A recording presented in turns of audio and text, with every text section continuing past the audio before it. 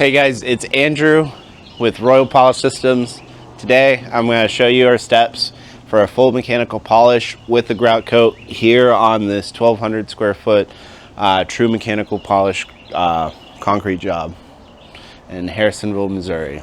So obviously, especially when we have high-end door frames, hand stain, and trim already installed, they will be installing quarter rim afterwards.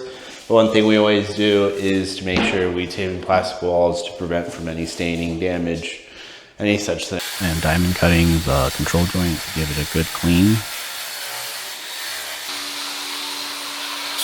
Making sure to get all the edges with a 5-inch Motivo hand grinder. Vacuum shroud, I'm filling it up with Easy Pour from SSP. Following morning, I just razor blade scraped the excess off. Using my 7-inch Motivo hand grinder with 70/80s. 70/80s on the junior in spots the big prep master cannot get. 30/30 LP big prep master. 1,200 pounds, amazing machine, 70/80s. A general vacuum with a bristle tip, and then a final vacuum with the 2 squeegee tips. Here I'm grouting the floor with SSP camo patch. Want to make sure it stays liquid for maximum penetration. It is a sacrificial coat, so we're running 50s on the big prep master. What stays will be in the macro and micro pores.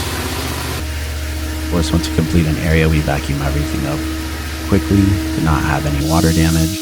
50s on the edge. Every step we do on the machines, we do on the edge.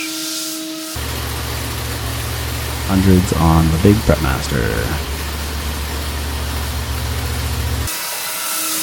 100s on the edge.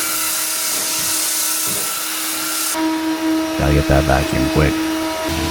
200s on the big machine, while the previous area, pretty much do an area, move on to a smaller area. That direction helps. Huge. 200s on the edge. First, quick vacuum. 400s on the big machine. More vacuum.